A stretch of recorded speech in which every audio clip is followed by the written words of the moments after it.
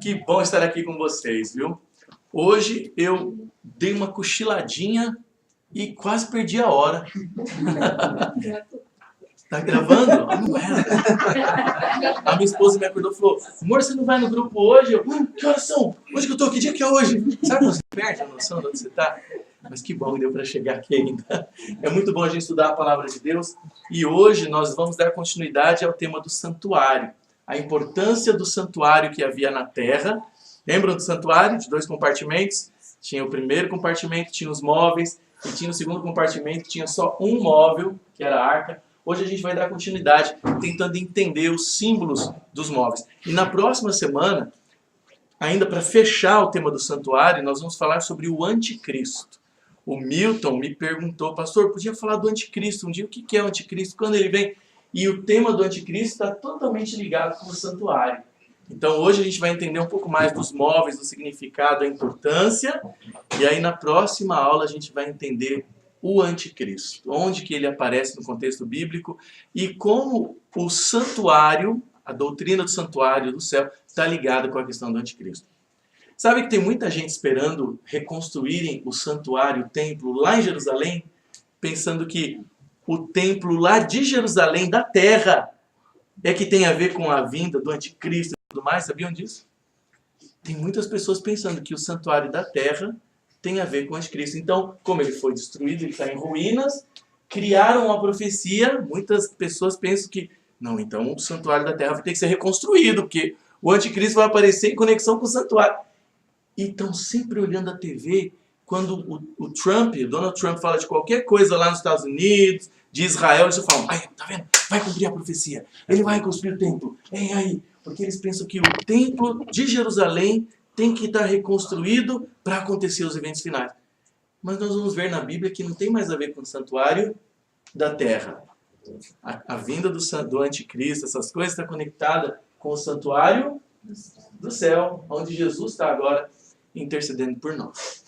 Para introduzir esse assunto, eu queria falar com vocês primeiro sobre o que é a verdade. Uma vez Pilatos perguntou isso para Jesus, né? Jesus falou assim, ó: todo aquele que é da verdade ouve a minha voz. E o Pilatos falou para ele assim: e o que é a verdade? E saiu e foi lá ver com o público: olha, ele não fez nada. Nós imaginamos que Jesus estava prestes a responder para ele o que é a verdade, mas ele não teve tempo de ouvir. Aí ele voltou para a multidão. Algumas pessoas falam assim: por que é que Jesus não respondeu? Mas é só a gente ver o texto. Ele não deu tempo de Jesus responder.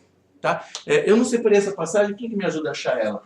Eu queria introduzir com ela, mas eu não separei ela. Eu ia só comentar, mas eu vi que talvez é melhor a gente ver lá na Bíblia.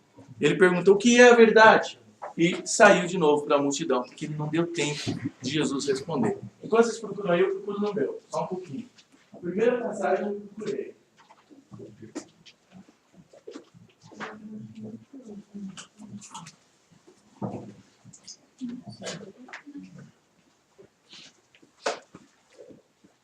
Eu descobri que eu tô com um negócio que tá me causando sono durante o dia. Eu tô com apneia do sono. Aí eu fiz um teste, sabe quando você dorme na clínica, cheio de eletrodos, e deu ali que eu tô com apneia severa do sono. Eu fico roncando, me engasgando, e aí eu descobri que eu vou ter que tirar as amígdalas e tudo mais. É uma luta, né? Mas aí vai acabar com minha sonolência durante o dia. Tem que dormir bem à noite. Diz o meu exame que eu acordo 40 vezes por hora por causa da apneia. Porque eu fui monitorado, né? Eu tenho 40 apneias por hora. Dá pra dormir assim? Acho que é João 18. Aí diz que eu não tenho um sono reparador. João 18? João 8:32.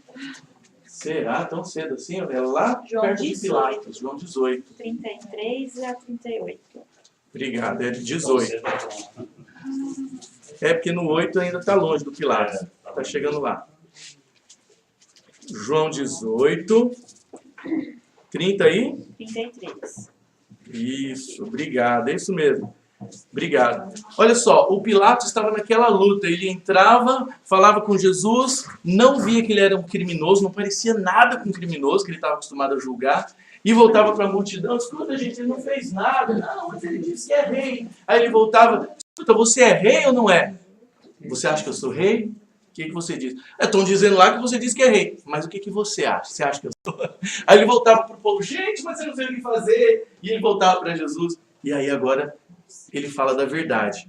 Obrigado por achar para nós, viu? Lá no 33, tornou a entrar Pilatos na audiência. De novo, ele estava indo e voltando.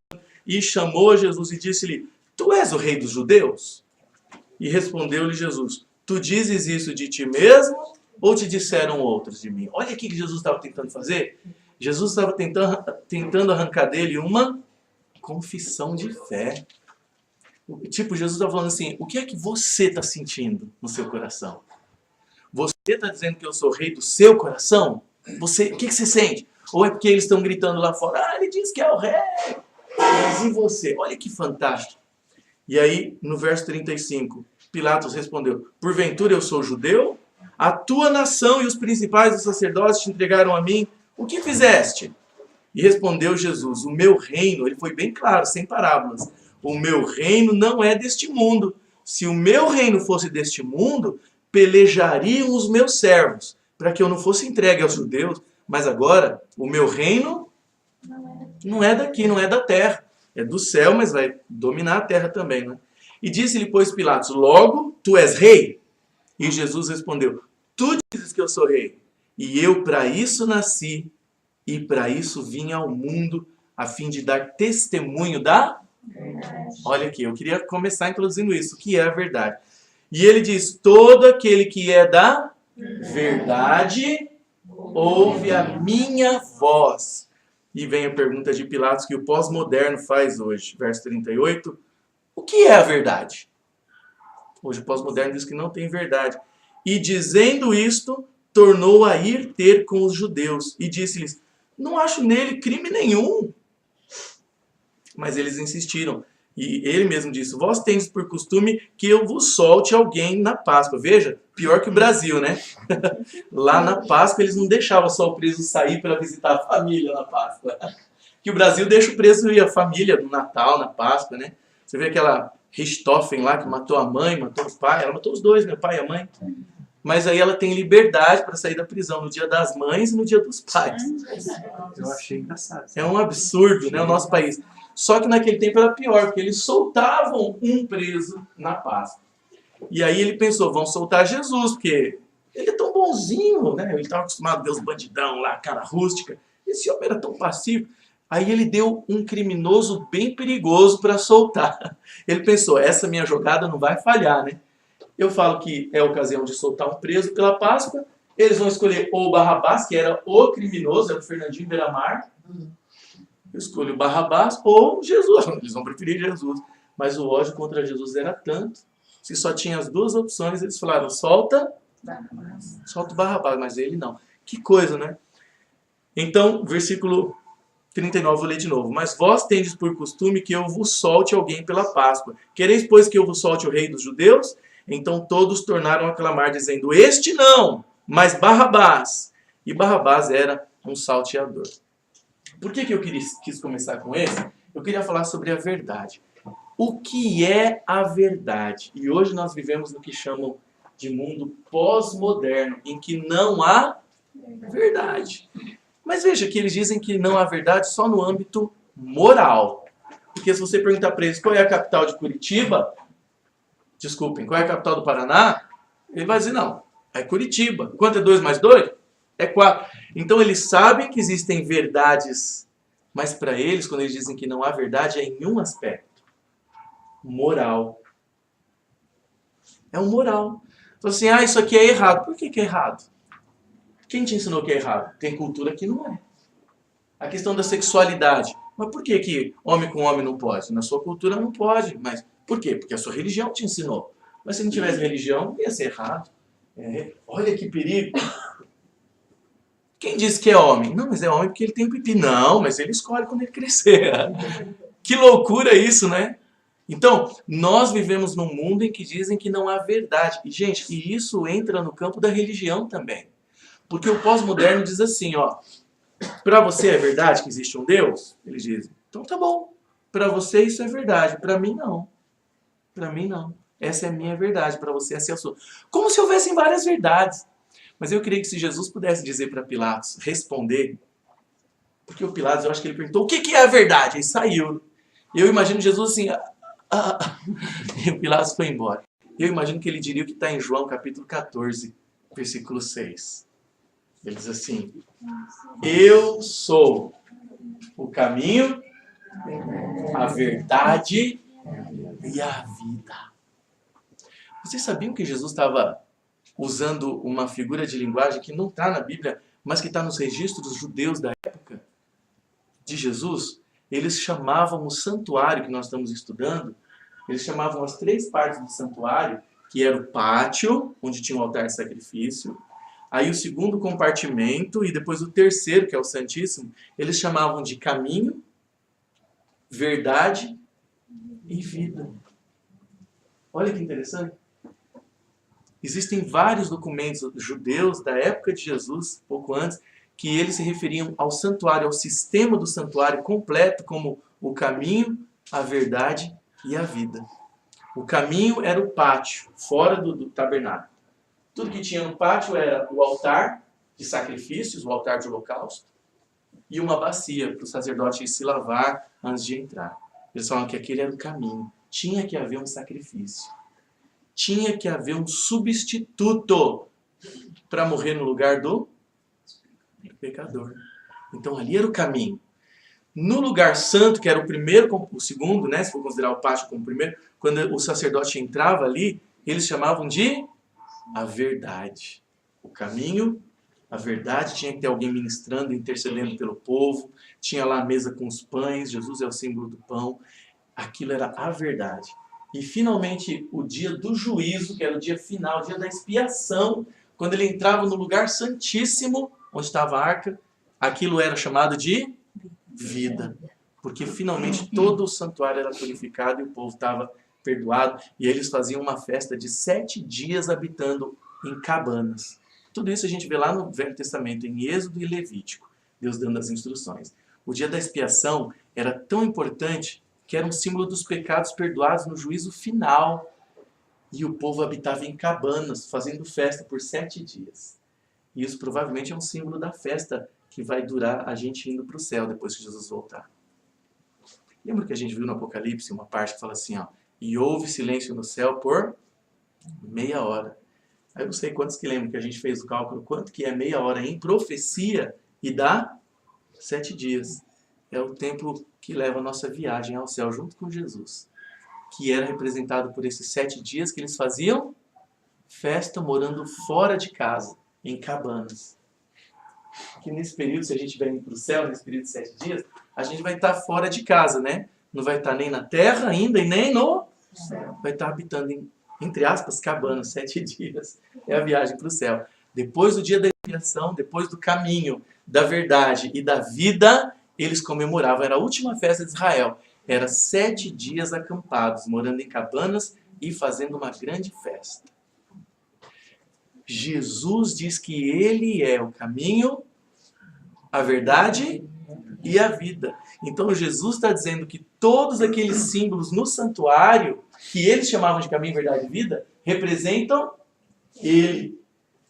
Ele é o caminho, Ele é a verdade. Tudo aquilo que acontecia no santuário tem a ver com Jesus. E gente, hoje o povo não quer saber de verdades. Se Jesus é a verdade, a gente tem que ver o que Ele é, o que Ele representa e o que a Bíblia diz. Satanás conhecia a verdade? Sim. Conhecia. Sim ou não? Sim. Não é apenas conhecer, mas é viver a verdade. Nós queremos saber, Senhor, o que o Senhor está ensinando? O que tem na Tua palavra? Como é que se vive? Aí sim a gente vai viver. João 8,44, Jesus diz que o diabo é o pai da mentira. E o problema maior dele é que ele jamais, João 8,44, jamais se firmou na verdade. Satanás conhece a verdade, mais do que você e eu. Mas o problema dele é que ele não só conhecia, mas ele não a vivia. Vocês acham que existe um perigo de acontecer isso hoje? A gente conhecer a verdade e não se firmar nela? Todo dia, toda hora. Quem pode ler pra gente João 8,44, Jesus está dando uma dura nos judeus, que eles estavam falando, eu sou filho de Abraão. Aí Jesus fala, vocês são filhos do diabo. Jesus dá uma dura neles, mas o contexto é interessante para a gente pegar algumas verdades ali também. Quem que lê para a gente João 8,44? Tem uma frase tão comum que a gente fala que mentira tem perna curta, não é isso? É comum ouvir isso, não é? Uhum. E não é. Na verdade, tem mentira que ela machuca por todos os Gerações. Você veja quando Jesus ressuscitou, aqueles centuriões foram pagos para mentir que ele foi roubado, o corpo foi roubado, não que ele tenha ressuscitado. E até hoje aquele povo paga pela mentira, pastor. Tem gente que pensa isso. Eu vi uma entrevista no YouTube, entrevistando judeus em Israel. Não sei quantos viram. Eles entrevistando judeus em Israel, lá, e perguntando por que eles não aceitam Jesus. Se Jesus está em todo o contexto ali, por quê? E você vê que alguns deles chegam a falar assim, não, mas roubaram o corpo dele. Quer dizer, aquela mentira Propagou. até hoje. Não, mas ele não era o Messias verdadeiro. E as interpretações erradas deles. Tem uma mulher que fala assim, não, mas a Bíblia diz que quando o Messias viesse, o mundo ia ter paz. E cadê a paz, a mulher fala? Então ele não era o Messias. Olha que interpretação errada. O mundo só vai ter paz depois que o Messias reinar de verdade. A Bíblia fala, o último inimigo, a Bíblia fala isso, o último inimigo a ser destruído é a morte, lá no final, no juízo final. Então ainda tem coisas acontecendo. Mas o Messias veio e nós estamos fazendo aliança com ele para ser salvos no final. Mas na cabeça deles, se aquele era o Messias, já tinha que ter paz no mundo. Não tem paz no mundo, então ele não é o Messias. Mas uma das pessoas no vídeo chega a dizer essa daí. Não, isso aí roubaram o corpo dele e tal, não ressuscitou. Que coisa, né? Uma mentira que foi longe. Lê para mim, por favor, Josi. Você pode ler João 8,44? Vós sois do diabo, que é o vosso pai, e quereis satisfazer-lhe os desejos. Tá, isso ele falou para os fariseus, tá? Não é pra gente. Ele foi vencido desde o princípio e jamais se firmou na verdade, porque nele não há verdade. Quando ele profere mentira, fala do que lhe é próprio, porque é mentiroso e pai da mentira. Pai da mentira. Então veja, no meio tem várias verdades nesse versículo, né? Mas uma delas no meio ali diz que ele jamais se firmou. E Jesus é a verdade. E a palavra de Jesus é a verdade. E por isso a Bíblia é a verdade também. E Jesus, ele faz uma oração muito linda em João 17, pedindo para Deus nos santificar na verdade. Abre, por favor, e veja em João, capítulo 17, versículo 17. João, capítulo 17, versículo 17. E alguém pode ler, por favor? Santifica-os na verdade. A tua palavra é a verdade. Jesus está orando. Se você for ver João 17, é uma oração de Jesus. E ele está orando ao Pai, falando assim, Senhor, santifica-os, falando de nós, do povo de Deus. Santifica-os na verdade. A tua palavra é a verdade, Jesus fala. Então veja, a palavra de Deus é a verdade. Os pós-modernos dizem não existe verdade, mas ela existe. E ela está fundamentada na Bíblia. Essa é a verdade. E Jesus nessa oração fala assim, Pai, santifica-os nós na verdade. Como vocês entendem essa passagem? Como vocês entendem o significado disso? Pai, santifica o teu povo na verdade. Depois ele fala, a tua palavra é a verdade, a Bíblia. O que quer dizer ser santificado na verdade da Bíblia? O que vocês entendem? Que devia ter o sacrifício. Não, porque isso foi escrito depois, né? Depois Jesus morreu e ressuscitou. Ele é a verdade, a palavra dele é a verdade. O que quer dizer ser santificado? Espiritual. É bem profunda, né? Ela é muito forte, né? Eu vou falar para vocês o que quer dizer santificar na Bíblia. Santificar, a palavra santificar na Bíblia quer dizer separar para Deus. Tá? Por exemplo, você fala assim, gente, olha, eu vou santificar essa minha guitarra aqui. Eu vou usar ela só para Deus. Essa é a ideia. Quando uma coisa é santificada na linguagem bíblica, o propósito dela muda. A coisa em si não muda. Por exemplo, se eu falar assim, eu vou santificar esse celular, né? Vou santificar esse celular, quer dizer que eu vou separar ele para Deus. Com licença, tá? Já fui pegando. Vou santificar ele para Deus. Tá. Aí eu não vou usar alguns vídeos que eu usaria, entendeu? Pessoas seculares estão se convertendo. Não vou usar mais algumas coisas profanas, vou sair de alguns grupos e tal. Então veja, o propósito dele muda. Eu vou passar a usar ele mais para tentar evangelizar e tal. Mas a natureza dele muda? Não muda, porque é um objeto. Mas quando Deus fala de santificar, obrigado, santificar pessoas, como nós temos um cérebro, Deus santificando pessoas não só muda o nosso propósito, como um aparelho, como uma casa, um carro, o propósito. Como nós também temos um cérebro, ele também muda a nossa própria natureza. Ao sermos santificados, quer dizer que nós somos separados para Deus, muda o meu propósito, as coisas que eu faço, e muda a minha própria natureza, minha essência. Meu ser vai sendo santificado. Gente, isso é fantástico. Eu santificar um aparelho, um carro, falar, não, esse carro eu vou usar só para a igreja, vou usar só para Deus, vou consagrar ele. Consagrar é a mesma coisa, santificar. O carro não é santificado cada dia. Ele não é parecido cada dia mais com os carros do céu. Não muda a natureza dele. O propósito muda. Ele vai ser usado para as coisas de Deus. Mas ele é o mesmo. Mas os seres humanos, a natureza deles vai sendo transformada cada dia. A gente vai ficando cada dia mais parecido com os anjos. A gente vai ficando cada dia mais parecido com Jesus. Não é maravilhoso isso? Então veja, estou tentando explicar o significado da palavra santificar. Quando ele fala que ele pede, Senhor, santifica eles, o teu povo, quer dizer, separe eles para ti e consagre eles cada dia. Mas pela tua palavra. É isso que ele quer dizer, santifica-os na verdade. A tua palavra é a verdade. Ao estudar isso daqui, gente, e entregar o coração, a gente é santificado cada dia. Se a gente só estuda por curiosidade, não muda nada. Vocês sabiam que tem professores de Bíblia que são ateus? Sabiam disso? Porque eles veem a Bíblia como um livro histórico, de filosofia, de Platão, de Sócrates, de Aristóteles, né? Apesar de que Sócrates nunca escreveu, Platão escreveu falando dele, mas eles veem como... Eu conheci um rapaz que ele queria aprender a Bíblia lá em Curitiba, quando eu estava lá, e ele, quando foi estudar comigo, ele falou, nossa, eu quero muito aprender, eu já me matriculei, estou na PUC lá, estou fazendo teologia, me matriculei, estou empolgado. Aí o primeiro dia que a gente foi estudar, eu falei para ele, vamos orar então, que a gente vai abrir a Bíblia Sagrada, para o mesmo Espírito Santo que iluminou os profetas, iluminar nosso entendimento. Ele ficou passado. No final ele falou assim, pastor, que impressionante.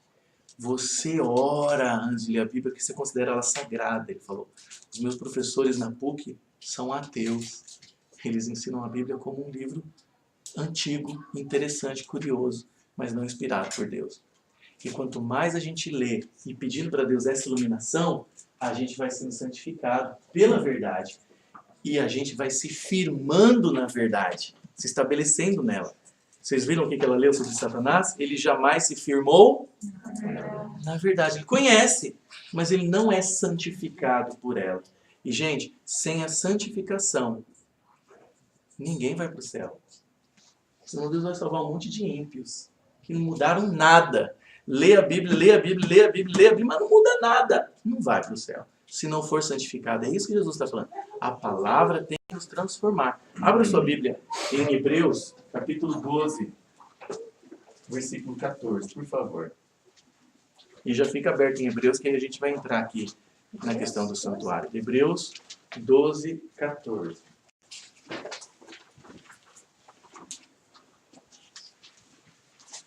Esse versículo para mim é muito importante. Ele mostra que esse é o resultado do que Deus quer fazer com a gente. Deus quer nos santificar cada dia. É nos tornar cada dia mais parecidos com Ele. Se não acontece isso comigo, eu não vou para o céu só porque eu falo de Jesus. A minha natureza não muda, eu sou ímpio ainda. Só que eu sou um ímpio que tem uma religião. Já pensaram que é perigoso ser um ímpio que tem uma religião?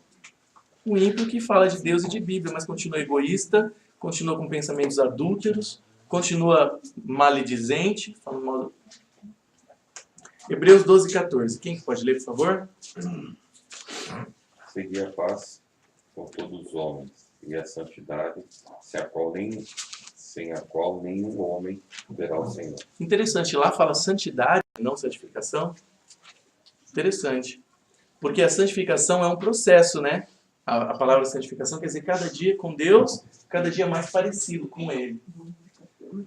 Santidade já dá a ideia de uma coisa pronta, né? Aqui na minha santificação. Essa é a palavra, é santificação no grego, tá? Na minha salvação. E tem outras palavras, outros textos da Bíblia que falam que esta é a vontade de Deus. Se for resumir, o que Deus quer fazer comigo? Deus quer que eu fique rico? É o que estão ensinando por aí. Não é isso. Ah, Deus quer me proteger de todos os males? Pode ser também, mas não é isso. O que Deus quer de mim é a santificação, é me curar do pecado, me perdoar e me atrair a Ele cada dia. É um processo esse. Cada dia Ele está me atraindo para Ele. E se eu não estudo a palavra, eu bloqueio essa atração que Deus faz. Tá? Então, sigam a paz com todos, diz ali, Hebreus 12, 14. E a santificação, porque sem ela, sem a santificação, ninguém verá o Senhor. É só perda de tempo se você estiver indo para a igreja e não estiver experimentando a santificação. E sabe que muita gente pensa que vai ser salva só porque vai para a igreja? Esses dias, algumas semanas atrás, eu vi um vídeo de um bandido, a câmera de segurança mostra ele. Ele consegue arrombar a loja e a câmera mostra. Na hora que ele entra na loja, ele pede a bênção de Deus para... Ele pensa que vai ser salvo porque ele vai na igreja, porque ele pede a bênção de Deus antes de roubar. Muita gente vai para os motéis da vida e vive uma vida como qualquer ímpio qualquer, mas acha que está salvo porque não mata, não rouba e vai para a igreja. Se não experimentar isso que Jesus está falando, Pai, santifica eles na tua palavra, ninguém vai ver o Senhor. Agora olha como Deus é bom. Ninguém vai para o céu só depois que se torna perfeito, que se torna santo com uma auréola. A gente não vai ser salvo quando se tornar santo, mas a gente vai ser salvo porque está sendo santificado. Como Deus é bom, não é? Senão, quantos iriam se salvar? Ninguém. O bandido na cruz lá que se salvou do lado de Jesus, lembra? Ele se converteu ali. Ali Jesus perdoou o pecado dele e ali começou o primeiro passo de um processo de santificação. E Jesus falou para ele, você vai estar comigo lá. Hoje mesmo eu te digo que você vai estar comigo. Porque se Jesus fosse esperar ele ficar perfeito lá na cruz morrendo, ele estava perdido. Mas ali Jesus viu que ele aceitou de verdade. Os pecados foram perdoados e começou um processo de desejar ser igual a Deus. Vocês sabem que a gente é transformado pela contemplação? Deixa aberto que a gente vai continuar em Hebreus. Tá? Tem uma lei natural que diz assim, que nós somos transformados pela contemplação. Quem contempla muito um determinado cantor de rock, vai ficando igual. Camisa, roupa, o jeito de cantar, o jeito de se vestir, porque ele contempla tanto aquele artista que ele vai se assemelhando. Se nós contemplamos a Deus cada dia, nós somos transformados, ficando parecidos com Ele, pela palavra. Pela palavra. Não é maravilhoso a gente pensar nisso? Num mundo em que se diz que não existe verdade absoluta, nós continuamos dizendo, sim, e ela nos santifica. Ela não é só curiosidade e informação. Ela tem poder para nos transformar. Amém? Eu amo a palavra de Deus e eu sei que cada um de vocês também. E é por isso que a gente está aqui se encontrando e discutindo. E como ele falou, a gente é uma igreja. Porque Jesus falou, onde estiverem 2 ou 3 reunidos no meu nome, eu estarei lá. A igreja quer dizer um ajuntamento de gente de Deus. Nós somos uma igreja. E se aqui a gente se encontra cada semana e se enche de Deus aqui, a gente leva isso para o mundo, para o trabalho, para a escola, onde for, para a vizinhança, não é verdade? Deus continue nos abençoando assim. Agora, para a gente entrar na questão do santuário. Primeiro eu queria ver essa questão da verdade. Jesus é a verdade. A palavra dele é a verdade. A verdade nos santifica. O santuário eles chamavam de caminho, verdade e vida. Jesus fala, eu sou tudo aquilo lá. Então eu queria agora entender os móveis do santuário junto com vocês. Vamos estar em Hebreus ainda, Hebreus capítulo 9. O significado de toda a verdade do santuário se resume em Jesus. Ele é tudo aquilo. Olha, o celular está barulhento. Gente, parece piada, mas se eu não fizer esse barulhinho de hora em hora, eu passo o dia inteiro sem beber uma gota d'água. Eu não sinto sede. Quando toco, eu penso, tem que beber água. E várias vezes eu estou dirigindo, fazendo e não bebo. Mas eu vou beber agora. Abre aí, Hebreus capítulo 9. É, isso aqui é. Toda hora eu lembro que tem que beber água. Tem para todos. E ao contrário da verdade, né, pastor? Uma mentira, você depois pode passar o resto da vida tentando sustentar ela. Não é a verdade, Está falado. acabou, ficou terminado. Agora uma mentira, você vai sustentar ela o resto da vida. Verdade. Através de uma mentira também sempre vem outra, né? Sempre você Tem vai muita outra pra encobrindo, no outro e outra. E... Verdade, a mentira é terrível. Em Hebreus capítulo 8, versículo 1, nós já lemos isso. Ele diz que o essencial, Hebreus 8:1, depois eu quero ir para o 9. Nós já vimos isso. Ele diz que o essencial de tudo que ele está escrevendo aqui é que nós temos um sumo sacerdote aonde? No céu agora. Ministro, diz lá no verso 2, 8:2. Jesus lá no céu, ele é o nosso sumo sacerdote, é ministro do santuário e do verdadeiro tabernáculo que Deus, o Senhor, erigiu, construiu, não humano. Então, ele está tentando dizer, ó, a essência, a suma de tudo, é que tudo aquilo que acontecia no santuário terrestre era um símbolo, um retrato do que Deus está fazendo agora no verdadeiro santuário no céu. Como a gente falou na última vez, o santuário da terra ele era apenas um símbolo de uma coisa muito superior que está lá em cima, né? Por exemplo, no santuário da terra tinha anjinhos desenhados na cortina. Será que tem anjinho desenhado lá no céu? O anjinho desenhado simbolizava os anjos de verdade. O santuário ele era desmontável, porque o povo estava no deserto andando, né? Então era um santuário móvel. Deus dá toda a construção, como é que era para fazer e tal. Era de tenda. Será que o que ele simboliza, que é muito maior, o que Deus construiu no céu, é de tenda? É de lona? Eles tinham que pôr lona de animal marinho por cima. Se você vê lá em Êxodo a construção, como ficava exposto na chuva, então tinha que ter couro de bicho marinho por cima para ficar impermeável. Você acha que no céu tem um santuário com couro de bicho morto? Acho que não. Tá? É porque muita gente pensa que o santuário do céu era uma cópia perfeita do santuário da terra. E isso é um absurdo pensar nisso. Tem por exemplo, um altar de sacrifício. Será que tem um altar de sacrifício lá no céu? Entendeu? Vai sacrificar o que lá? Então tudo aquilo era símbolo. O altar de sacrifício, por exemplo, ele ficava fora do tabernáculo, da tenda, ele ficava no pátio, para simbolizar que lá no céu, Jesus não morreu lá no céu. O santuário, a tenda de 2 compartimentos, simbolizava o ministério de Jesus no céu. Mas o sacrifício de Jesus não foi no céu. Então o altar de sacrifício de cordeirinhos era fora do santuário, era no pátio. Demais, né? E aí o sacerdote que fazia o ritual entrava com o sangue no primeiro compartimento todos os dias, simbolizando uma primeira fase do ministério de Jesus por nós no céu. E eu quero ver agora o capítulo 9. O apóstolo Paulo ele faz uma recapitulação aqui de como era o santuário da terra. Ah tá, só um detalhe. O santuário era móvel enquanto eles andavam no deserto. Mas depois Salomão fez um enorme, né, de pedras e tudo. E aí ele ficou mais fixo ali. Mas era a ideia, todo o ritual era um símbolo do céu. Aí o santuário de Salomão foi destruído por Nabucodonosor, foi reerguido depois, e Herodes ainda deu uma aumentada nele, no tempo de Jesus. E depois foi destruído de novo no ano 70 pelos romanos. Foi quando Jesus falou que não ia ficar pedra sobre pedra. Nunca mais foi reconstruído. E muitos, a gente vai ver isso semana que vem, sobre o anticristo. Muitos cristãos hoje pensam que ele vai ser reconstruído lá em Jerusalém, o santuário terrestre, para que Jesus possa voltar. E nós não vemos evidência disso.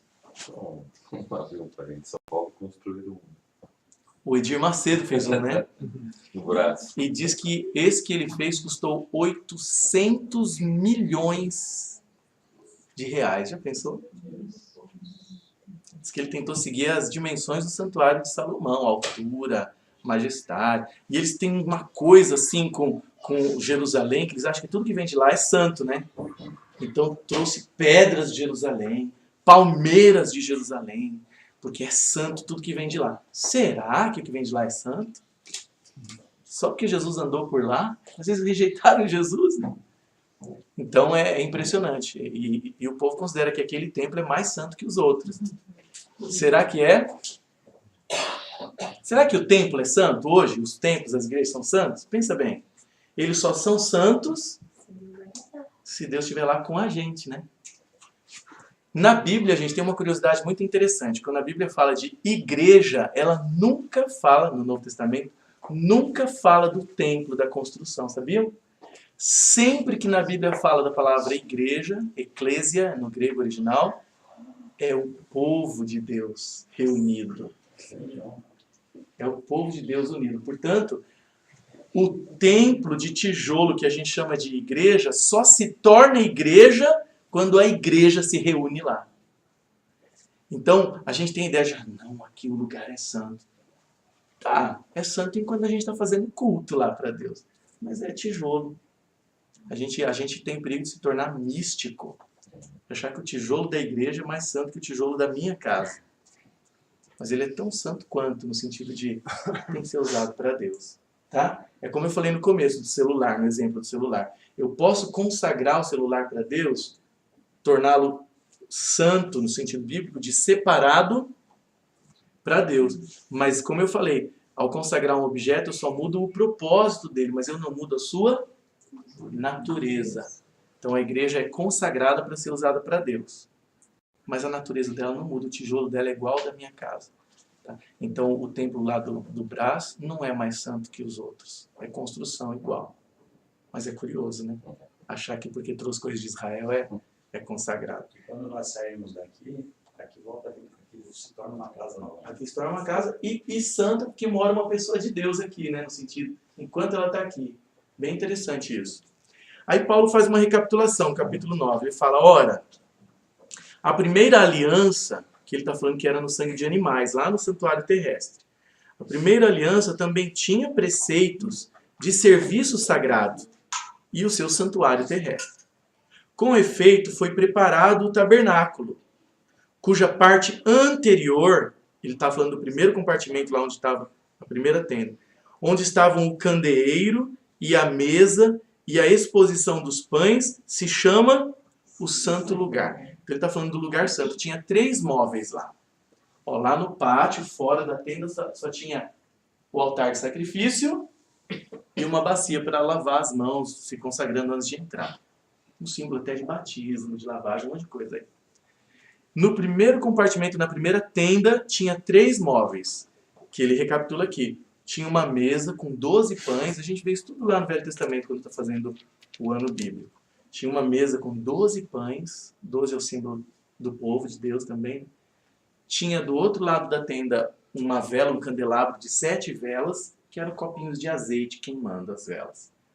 O sacerdote tinha que manter o azeite, o nível sempre completo, para nunca deixar de arder aquilo. Era um símbolo do Espírito Santo. Por isso o número 7, de perfeição. O número 7 está sempre ligado com Deus. E a ideia do fogo. Olha que interessante. O Espírito Santo é representado na Bíblia por fogo, por azeite, por luz, por iluminar. E tudo isso estava representado naquele candelabro. Pensa bem, gente. O santuário era escuríssimo se não houvesse aquele negócio. Toda a iluminação do santuário vinha desse candelabro de 7 velas. Pensa nisso. Não tinha outra fonte de luz. As cortinas eram grossas. Então, aquilo iluminava todo o santuário. E a cortina que dividia o lugar santo do lugar santíssimo, ao ler lá no Velho Testamento, você vê que ela não era retinha assim com o teto. Você vê que ela pendia assim de uma ponta até a outra, ela fazia igual um varal assim, né? Então a luz daqui também ajudava a iluminar um pouco lá do outro lado. Só que lá era mais iluminado ainda pelo Shekinah, a glória de Deus no dia da expiação, em ocasiões especiais que ardia lá no lugar santíssimo. Então veja, aquela luz era um símbolo do Espírito Santo, que iluminava tudo. E as paredes do santuário eram de ouro, pensa nisso. Ele fala que era de tábuas, ele dá o nome das tábuas de madeira assim, bem resistente, mas todas elas eram cobertas de ouro. Aí tem gente que lê isso e fala assim, eu não acredito nisso, por que Deus queria tanto ouro, ouro, ouro? Por que Deus se interessava? Isso aqui era alguém interessado no ouro. Quem? Por que Deus usou o ouro? E você vê que também tinha pedras preciosas. Por quê? Porque ele queria mostrar que aquilo era precioso, era importante, não podia fazer de pau. Ele tinha que mostrar, não, isso aqui é precioso, representa o céu. O céu, a Bíblia diz que tem ruas de ouro. Diz que o asfalto lá no céu é de ouro, gente. Por que o asfalto? Porque Deus quer mostrar que o ouro que o povo se mata aqui para ter, lá vai estar debaixo dos nossos pés. Então Deus quer mostrar, o santuário representava o céu. Então ele era forrado de ouro. E aquilo refletia a luz do santuário, era lindo. Era um símbolo do Espírito Santo. E Deus fala assim, que aquele fogo jamais devia se apagar. Aquele fogo jamais devia se apagar. Por isso que Paulo fala lá em Tessalonicenses, depois ele fala assim, não apagueis o Espírito. Não deixa ele parar de arder no seu coração. Então tem várias comparações assim. A gente pode deixar o Espírito se apagar. Não que ele se apague, ele não se apaga jamais. Mas a gente deixa ele parar de brilhar em nós. Então, o símbolo do fogo era o Espírito Santo, o símbolo do azeite era o Espírito Santo e o símbolo da luz que ele causava. A mesa com os 12 pães era um símbolo do povo de Israel, mas só que eles tinham que ser alimentados, você vê 12, um para cada tribo, tinham que ser alimentados por Deus. Então o pão era pão sem fermento, como o pão da Santa Ceia. Você vê todas essas instruções ao ler lá em Êxodo, a partir do capítulo 25, Deus vai dando todas as instruções que eu estou falando. Então aquilo era um símbolo de Jesus, que alimenta o povo de Israel. Pães sem fermento. Antes de passar a cortina, então veja, deixa eu tentar representar aqui, Quando a pessoa entrava no primeiro compartimento, de um lado, encostado de um lado ficava as velas, né, as 7 velas, do outro lado a mesa com 12 pães, que era sempre trocado, tinha que estar sempre fresquinho, e na frente, antes de passar a cortina para o lugar santíssimo, tinha um altar de incenso. Você vê como Satanás gosta de copiar as coisas de Deus para ele, né? Porque hoje o incenso é usado em misticismo, né? Em coisa pagã, mas era uma coisa sagrada. Simbolizava a oração. Lá em Salmo 142, ele fala assim, Senhor, que a minha oração suba a Ti como o incenso. Era um símbolo da nossa oração, gente. Não é maravilhoso isso? Quer dizer que Deus recebe a nossa oração como algo cheiroso, agradável.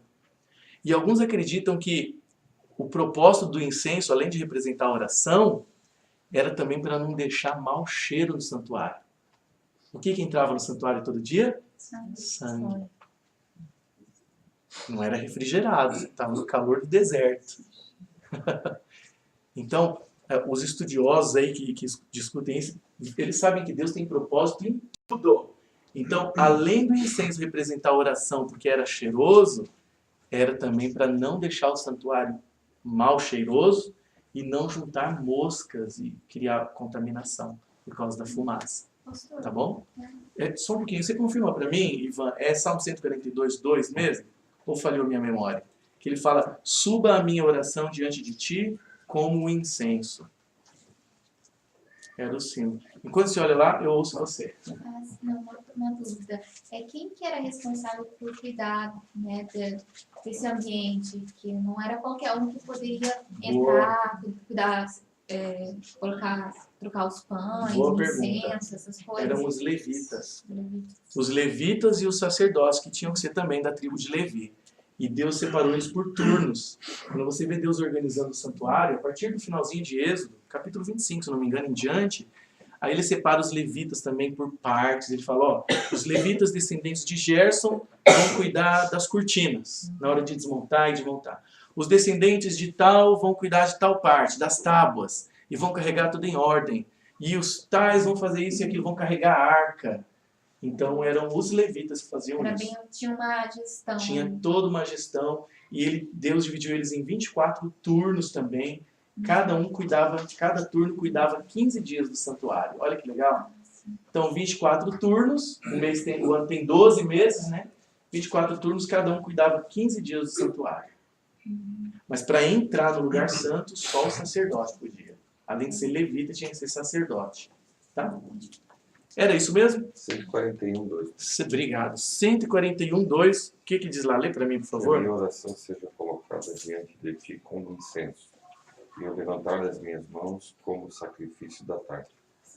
O sacrifício da tarde, que era todo dia, tinha um sacrifício à tarde. Ele fala que cada vez que eu levantar minhas mãos para orar, que seja como o sacrifício da tarde, que era santo, que seja uma oração santa, essa é a ideia. Tem uma outra passagem também que compara a oração com o incenso, está em Apocalipse. Apocalipse capítulo 8, veja que interessante. Então a gente está vendo aqui os símbolos do santuário, tá? Apocalipse capítulo 8. Versículo 3 e 4. Na minha tradução diz assim, só por curiosidade para a gente ver isso. Além do Salmo, aqui também fala, veio outro anjo e se pôs junto ao altar. E aqui ele está falando do altar do céu, porque o da terra já tinha ido. E veja que isso aqui então é simbólico. No céu tem altar de sacrifício? Não. Só se estiver fazendo referência ao altar de incenso. Tá? Mas o que quer dizer as orações? Foi-lhe dado muito incenso para pôr com as orações de todos os santos, somos nós, sobre o altar de ouro, o de ouro é o de incenso, que está diante do trono. E a fumaça do incenso subiu com as orações dos santos, desde a mão do anjo até diante de Deus. Então é curioso isso, que lá em Salmo, no Apocalipse, mostra qual que era o significado do incenso, quer dizer, as nossas orações. E tem um detalhe muito interessante. Lá em Levítico fala assim, ó, que antes do sacerdote acender o incenso, que era um pó ali de coisas, de especiarias, antes de ele acender, ele tinha que borrifar também um pouquinho do sangue. Pensa no significado disso. O sangue que vinha de um cordeirinho, todo dia de manhã e de tarde, era um símbolo de Jesus. E para o incenso poder ser aceso, tinha que ter também uma borrifadinha do sangue. Tem que aceitar Jesus. Tem um versículo na Bíblia que diz assim, ó, que as orações dos ímpios, que não ouvem a Deus, não querem obedecer, são abomináveis para Deus. Sabia disso? Por que é abominável? Porque ele não quer ser transformado. Ele só quer ganhar coisas. Oh, Deus abençoa meu dia hoje. Como se Deus fosse um Papai Noel, né? Isso mesmo que Deus quer te dar coisas. Deus quer me tornar santificado. Deus quer me curar do pecado, quer me santificar. Mas o povo pensa que Deus é um grande Papai Noel. Oh, Senhor, protege o meu dia hoje, abençoa para eu vender bastante e tal e tal. Mas e a santificação? O principal que Deus quer. Então na Bíblia fala, aquele que desvia os seus ouvidos de ouvir a lei, até a sua oração é abominável. Porque não tem o quê? O sangue de Jesus. Não tem o borrifar do sangue de Jesus, que foi derramado para fazer o quê com a gente? Nos tornar ricos? Nos tornar saudáveis para nos santificar. Nos trazer das trevas, cada dia mais, para a luz. É isso que Deus quer fazer com a gente. Mas o povo pensa que Deus é um Papai Noel. Ele só vai te proteger, amparar, dar saúde, dinheiro. Ó, ninguém mexe aqui. Mas o povo continua adulterando, se abominando e tudo. Não tem nada de transformação. Vocês querem ver esse versículo que eu falei? Do abominável? Então vou abrir aqui. Está em Provérbios, se não me engano. Tem que olhar aqui no celularzinho, que é ele que me ajuda a achar aqui. Deixa eu ver. Dizia os ouvidos de ouvir a lei. Ouvidos. Coração. Eu lembro algumas palavras-chave aqui. Aqui, ó. Provérbios 28:9.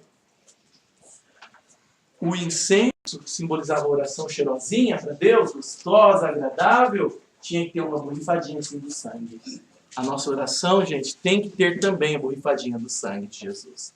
Por isso que quando a gente termina uma oração, a gente fala assim, tudo isso eu te peço em nome de Jesus. É a borrifadinha. Olha, me arrepiou isso aqui. Nós temos direito de pedir alguma coisa para Deus? A gente só pede porque Jesus abriu essa porta para a gente com o sangue dele. Era borrifadinho. Se eu não quero o sangue de Jesus me dirigindo a vida, Deus não é um Papai Noel. Não é um, eu vou te proteger porque você está comigo. Deus quer me santificar, é isso que Ele quer. Provérbios 28, 9, quem que lê para mim?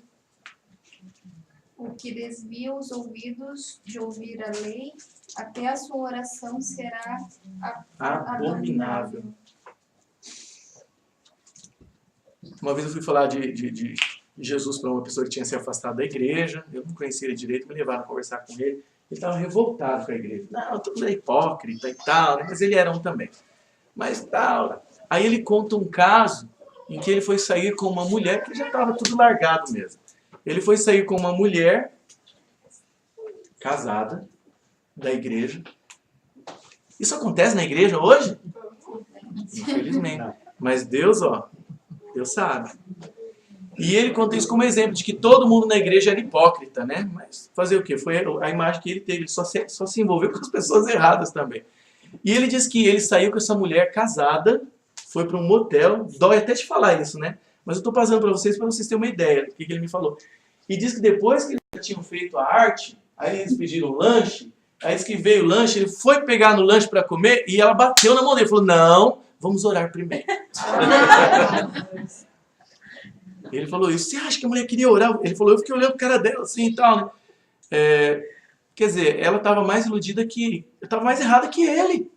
Porque na cabeça dela, ela estava tão acostumada com o mecanismo de orar antes de comer, que não importa se eu acabei de adulterar ou não, tem que orar antes de comer, né, gente? Infelizmente, gente, essa é a realidade do mundo.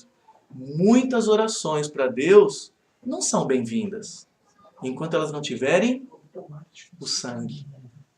Enquanto a oração não tiver o sangue de Jesus, Senhor, me perdoa os pecados. Senhor, me cura, Senhor. Senhor, me santifica cada dia, me torna mais parecido contigo. Ilumina os meus olhos para eu ver de acordo com a tua vontade. Ilumina o meu entendimento para eu saber qual é o teu caminho, a tua direção. Me santifica. Aí sim, aí essa oração faz sentido. Agora só bênção, proteção, saúde, dinheiro, nem é isso que Deus prometeu para a gente. Isso pode acontecer, pode ser um bônus. Mas não é isso que Ele prometeu.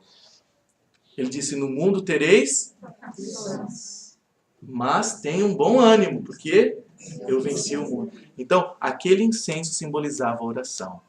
Mas antes de acender, tinha que ter um borrifar de sangue também, o sangue de Jesus. Essa é a nossa aula de hoje sobre o primeiro compartimento do santuário. Semana que vem a gente vai falar do segundo e vamos falar do anticristo. O que quer dizer o anticristo? Qual é a ligação dele com o santuário? E é o santuário do céu, não da terra, como estão esperando acontecer. Tem que construir o santuário de novo aí, tá bom? Então, tudo que acontecia lá, gente, a gente tem que aprender a entender isso na Bíblia.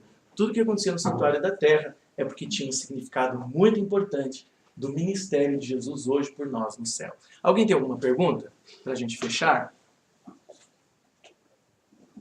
Alguém quer fazer alguma pergunta? Eu quero, enquanto vocês pensam aí, olhar para a câmera agora assim e mandar um abraço para a mãe da Kelly, que eu esqueci o nome agora, que ela assiste todos os nossos programas que a gente grava aqui. E ela manda pergunta, e ela quer saber, e ela está indo para a igreja lá e quer aprender mais. Olha que bênção. Um abraço para você, que Deus abençoe você. Continue aprendendo, é muito bom aprender, porque a gente se apaixona cada vez mais por Deus. A gente se apaixona pela verdade e é santificado por ela. Parabéns, viu? Deus abençoe. Alguma pergunta? Esse povo é muito bom, tem nem pergunta. Né? Semana que vem. Sempre quando não tem pergunta, ou ninguém entendeu. Ou ninguém entendeu nada. Bem explicadinho. Gente, esse assunto que eu estou trazendo para vocês é muito importante. A maioria das igrejas não fala disso. É um assunto obscuro, assim. E para mim ele é tão importante que na próxima aula a gente vai ver como que a gente vai mais profundo ainda, como isso tem a ver com a nossa vida hoje. Tá? Eu quero trazer um vídeo também de um pastor falando mal de quem crê no santuário do céu. Eu quero trazer. Aonde que ele errou? Onde que está a cabecinha dele? Por que ele pisou na bola de falar isso? E a gente vai entender por que é importante. Tá bom? Alguma dúvida sobre o sangue de Jesus, a importância dele na oração? Não quer dizer que é para parar de orar, tá bom, gente? Ah, então eu tenho que parar de orar, minha vida está errada. Não! Não é para parar de orar. É para orar certo. Senhor, me santifica. Me ajuda, a gente tem que continuar. Me ajuda no meu trabalho, por favor. Me ajuda a ser um bom trabalhador, a render, a produzir, a vender muito. Tem que pedir isso, né? Por isso que a gente devolve para ele uma parte das coisas, porque a gente reconhece que ele deu capacidade para a gente. Tem que pedir saúde, sim ou não? O pão de cada dia, Jesus ensinou isso. Pai nosso que está no céu, santificado. Pão nosso de cada dia nos dai hoje. Tem que pedir. Mas se não tiver o que Deus espera, que é a santificação, o perdão dos pecados, não vale nada. Tá? É isso que tem que ser. Tá bom? Que nem tem uma parte na Bíblia, em 1 Pedro 3,7, que fala assim, se o marido e a mulher estão brigados, isso é importante, hein, maridos e mulheres? Se marido e mulher estão brigados, eles bloqueiam a oração. A oração é interrompida, não chega no céu. Sabiam disso? Aí tem gente que fala assim, então vamos parar de orar. Não, não é esse o propósito. Ó, esposa, não vamos mais orar porque Deus bloqueia. Não, o propósito é arrumar a situação. Senhor, eu tô com raiva dela ainda. Às vezes dá raiva, não dá? Você vai mentir para Deus, né? Senhor, eu tô com raiva dela ainda. Isso acontece nas melhores famílias, viu? E às vezes a minha fica com muita raiva de mim também. Nós homens somos fogo. Aí eu oro, Senhor, tá bravo o negócio, mas Senhor, eu não quero que continue assim. Por favor, me ajuda. Me torna humilde. Me ajuda para eu arrumar isso. Porque eu não quero que as orações sejam bloqueadas, tá? Então a pessoa não pode tomar a decisão errada. Ah, bloqueia? Então não vamos orar. Não, bloqueia. Então, amor, vamos arrumar agora. Senão a gente, né? Por isso que na Bíblia fala assim, ó, não deixe a sua ira não deixe o sol se pôr sobre a sua ira. Você fica irado. A gente é ser humano, mas não deixe ir passando o tempo para arrumar. Então, quando você dorme de bumbum virado para sua esposa, de raiva, que às vezes vai no sofá, né? Mas às vezes os dois querem ficar na cama e ficam de costas um pro outro, com raiva. Isso não vai arrumar, vai acordar ainda com problema. Tem que orar junto e pedir para Deus, Senhor, nos ajuda aí. Esse é o caminho, tá bom? Vamos fazer uma oração? Você quer falar alguma coisa? Marlene, tem algum recado?